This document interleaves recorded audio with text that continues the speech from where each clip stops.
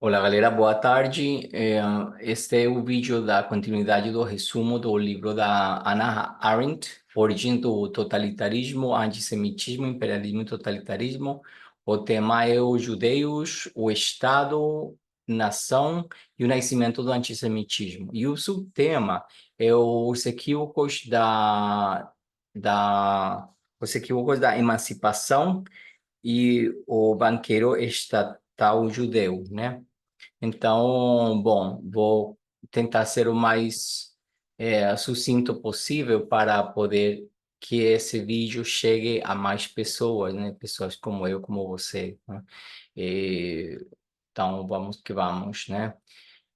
Bom, para falar desse capítulo, imagina só, você e eu tomando um café, trocando uma ideia sobre a história do judeu na Europa, né? E como eles acabaram sendo parte de um rolê complicado com os Estados-nações e o nascimento do antissemitismo, né? Tipo assim, lá no século XIX, os judeus começaram a ser vistos como cidadãos com direitos iguais e tal, né?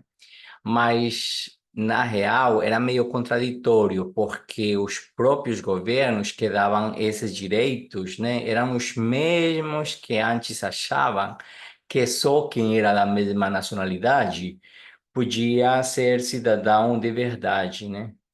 É meio que esquizofrênico, né? E aí, com a galera precisando de grana para sustentar esses estados em expansão, né? A quem eles chamaram? Os judeus, claro. Eles já tinham uma experiência com dinheiro, né? Já faziam isso há séculos para os nobres, né? Então, os estados deram meio que uns privilégios para eles em troca dessa ajuda, mas isso também fazia com que eles continuassem sendo vistos como um grupo separado, meio outsiders, né? Sacou? E aí então os judeus tinham que lidar com essa dualidade, né? Por um lado, eles ganhavam igualdade de direito, né? Mas por outro, ainda eram tratados como um grupo à parte, né? Especial. E essa separação toda acabou sendo um baita de um problema, porque enquanto todo mundo na Europa estava se dividindo em classes sociais, né, os judeus não encaixavam em nenhuma, né?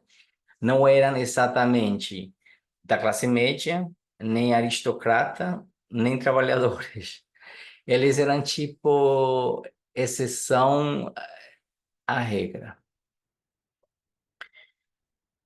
Para piorar, é, como eles estavam sempre ligados ao Estado, não se misturavam muito com a sociedade como um todo, não? E isso gerava desconfiança e reforçava aquela ideia de que eles eram diferentes, sabe?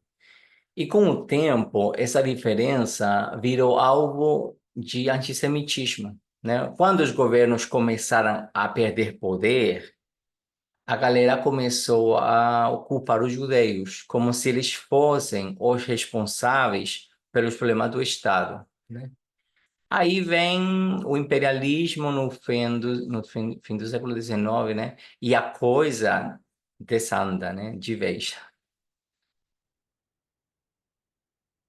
Os judeus perdem aquela posição especial que tinham nos negócios estatais, porque agora os negócios estavam globalizando e não precisavam mais tanto daquela grana que eles forneciam, né, que os judeus forneciam. Mas mesmo assim, ainda restava essa ideia de que eles eram um grupo inter-europeu, né, tipo uma força que não era nem nacional, nem pertencia nem pertencente a um único país e que continuava alimentando preconceito.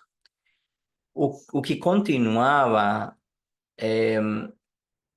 o que continuava alimentando o preconceito. E no final das contas, essa história é um baita exemplo de como ser visto como diferente pode acabar virando uma armadilha. Os judeus fundamentais, em muitos momentos da história europeia, mas justamente por ser sempre colocado de lado como um grupo especial e separado, acabaram virando de algo perfeito para o ódio, né? E o preconceito que culminaram no antissemitismo que a gente conhece hoje.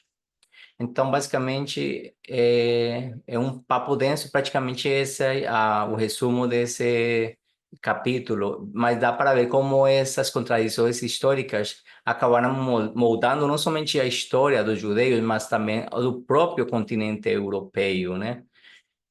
Não percam, então, o próximo tema desse resumo, né? Que eu estou fazendo para vocês de uma forma informal, né? Obrigado.